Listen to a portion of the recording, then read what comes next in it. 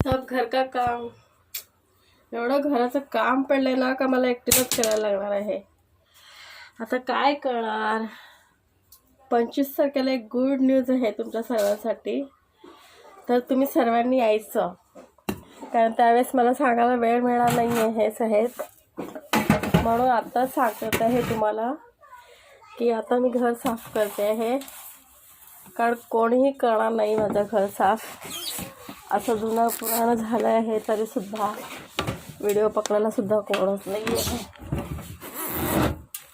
तर 25 तारखेला अशी गुड न्यूज आहे तुमच्या सर्वांसाठी की तुम्ही स्वतः पहा.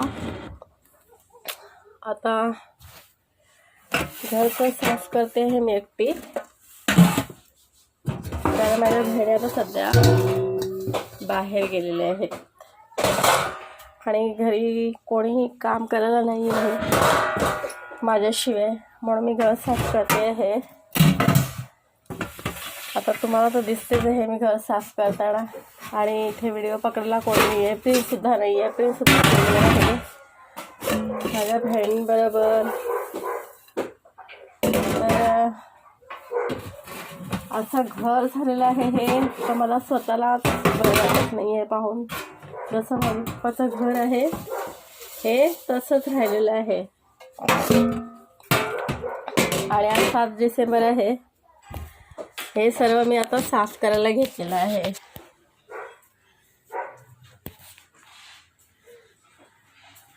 हे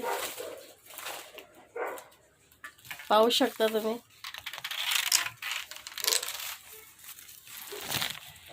हां, हे काय आहे तुम्हाला माहीतच असेल. सर्वांनी यायचं 25 तारखेला. हे बघा कसं घर साफ करायला घेतलेलं आहे. हे एवढं खराब झालं ना, कधीही पडू शकतं. हे असे चिरा गेलेले आहेत घराला. घरात बरोबर उजेड सुद्धा येत नाही आहे. सर्व घर साफ करायला घेतलं आहे. असं पसारा पडलेला आहे, बाहेर सुद्धा पसारा भरपूर पडलेला आहे. भांड्याचा ही वहिनी रियांची मम्मी कपडे धुते आहे. सर्वांनी यायचं, खुशीचा आशीर्वाद द्यायचं मला. काय करणार, माझ्या बहिणींनी लोकांची कामं करून सुद्धा एवढा पैसा पाणी गोळा करून आम्हाला असं वाटलं की घरबाई बांधून होईल. पण भावाच्याच बायकोने माझ्या बहिणींना सर्व गोड भरून पैसे बिरशे घेतले. आमचं घर पण असंच राहिलं. आम्ही लोकांचं कर्ज बिर्ज काढलेलं. त्या बाईने स्वतःच्या मुलाला इथे 5 वर्ष ठेवलं. 5 वर्ष ठेवल्याच्या नंतर त्या बाईनी बाजूल्यांचं ऐकून आणि त्यांना सांगितलं का आता मुली घरबीर बांधतीला, हा थोडेफार पैसे तर तू जे काय आहे त्यांच्याकडनं घेऊन टाक.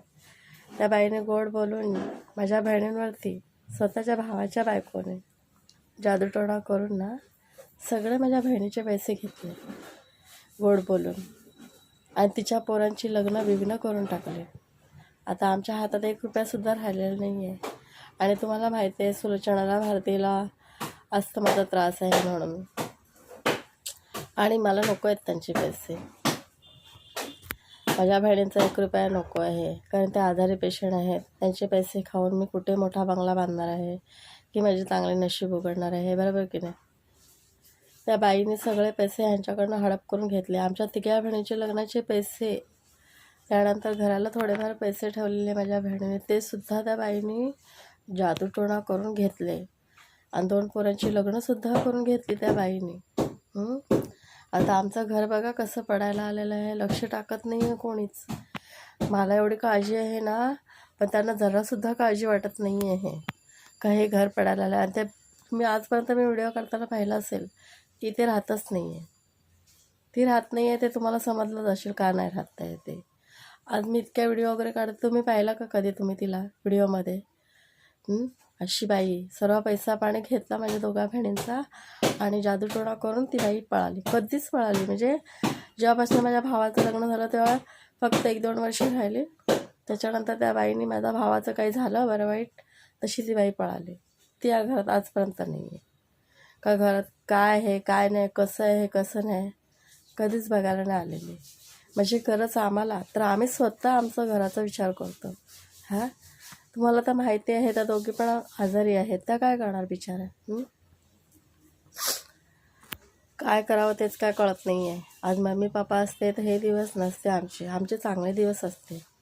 आम्ही पण चांगले खानदेशीर आहेत.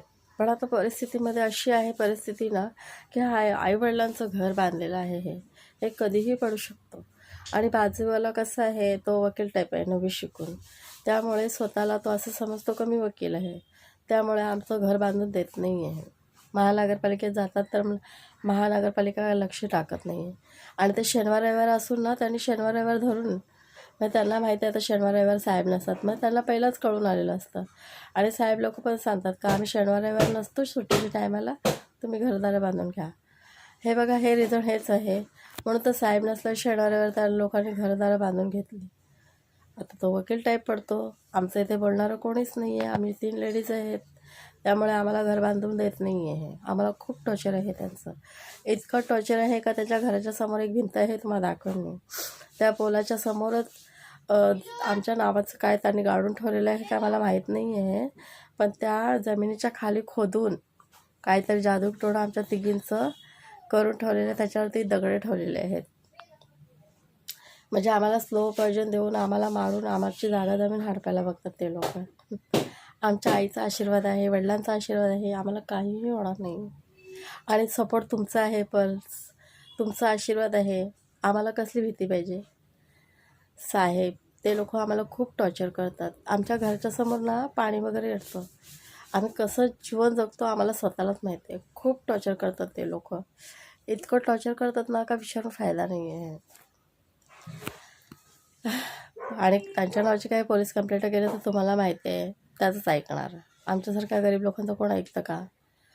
हां, मध्ये ते कोयता बिता उचलतात. आम्ही कंप्लेंट केली तर ते बोलतात लागलं का, कुठे लागलं, काही जखम झाली का, असं विचारतात. आता पोरीबाळींचं कोण बोलणार नाही तर ते असे प्रश्न टाकणार तर ऐकावं लागतं. आपल्याकडे कोणी आहेच नाही बोलणारं चालणारं. वरून हे आमचं असं घर बीर पडायला आलेलं आहे. काय करावं काय कळत नाही. आमची जागा जमीन बघून ना त्यांच्या डोळ्यावर आलेलं आहे. त्यांना माहिती आहे त्यांचा भाऊ नाही आहे, भाऊ जर तर काही ते राहत नाही आहे. तिला काय फरक पडतं कोणी जागा जमीन खाली तरी राहतात. आमच्या आईवडिलांचं घर आहे, कोणाच्या बापाची भीती नाही आहे आम्हाला. आज त्याने आम्हाला घर ठेवलं म्हणून आज या घराच्या इथे आहे छपराखाली, नाही तर आम्ही कुठे राहिले असते. आम्हाला तुम्हाला तर माहिती आहे दुनिया कशी आहे. वरून आम्हाला जगून देत नाही ते लोक, इतकं टॉर्चर करतात. तो खूप टॉर्चर आहे पण दिसणार नाहीत. इथे राहतील ना 2 दिवस तुम्हाला कळेल चांगलंच. खूप टॉर्चर करतात ते. आणि तुम्हाला माहिती आहे आजूबाजूची लोक कशी असतात जळे. मलासुद्धा बरं नाहीत, माझेसुद्धाही बोटं दुखतात आहे. त्याच्यामुळे मी आजपर्यंत किती महिने झाले व्हिडिओ काढते नाही काढत आहे. माझ्या पायांच्या सांध्यांना वगैरे खूप त्रास आहे. मी कशी काम करते कशी नाही ते मला स्वतःलाच माहिती आहे. आणि तुम्हाला दाखवायला सुद्धा इथे व्हिडिओ काढायला कोण आहे नाही बघा, अशी काढते व्हिडिओ. प्लीज पण असून सुद्धा प्लीज मला काय हेल्प करत नाही आहे. छोटी मुलं तर तुम्हाला माहिती आहे करणारेच करतात, सर्वच नाही. मला जे कोणी आहे मला मेहरबानी करून हेल्प करा. माझं घरसुद्धा चांगलं झालं पाहिजे. मला नको आहे सोनं चांदी हिरे जेव्हा, तर माझे राहत्या घराला सुद्धा चांगलं घर झालं तर मला सुद्धा खुशी वाटेल. जे कोणी आहेत माझ्या यूट्यूबवरती साहेब मला हेल्प करा. मला तर बोलता येत नाही ते तुम्हाला सुद्धा माहिती आहे. कधी एवढे शब्द बोलत नाही साहेब मी, बोलावं लागतं तर यूट्यूब याच्यावरती आहे तर काय करणार. मला स्वतःला लाज वाटते काय बोलावं तेच काय कळत नाही आहे. घरात खूप पसारा पडला, आता 2 दिवसात सर्व घर साफ करावं लागेल. बघूया.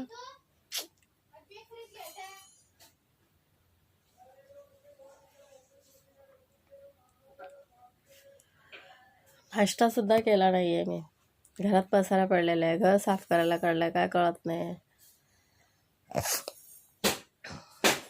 वरून सिगरेट पितात, ते सिगरेट वगैरे फेकून खाली टाकतात साहेब, सर्व काही करतात. पण असे सांगतात की आमच्यासारखे कोणीच नाही आहे. आई जसं सांगतात तशी पोरं करतात. ती पोरं पण काय गेली बाया सर्व, काय कामाची नाहीत त्यांच्या घरात. पण आमच्या घरावरती अशी बघतच राहतात वरून खिडकीतनं, काय करतात काय नाही असं. लक्ष सगळं आमच्याकडे असतं त्यांचं. म्हणजे आम्हाला खायची प्यायची चोरी, खेळायची कुदायची चोरी, का वाकून असे बघतात. प्लीज थोडा वरडला का लगेच ओरडतात. ओरडतात कशाला, तसं काय त्यांच्या बापाचंच आहे.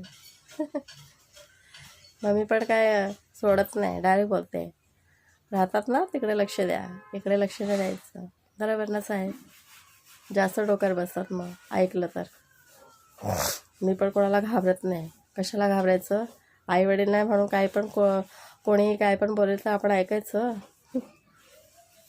तो एक देईल तर आपण 2 तरी देऊ शकतात ना, आणि त्यांनी 2 दिले तरी आपण 1 तरी देऊ शकतात. बरोबर ना, एवढं पण ढील नाही राहायचं.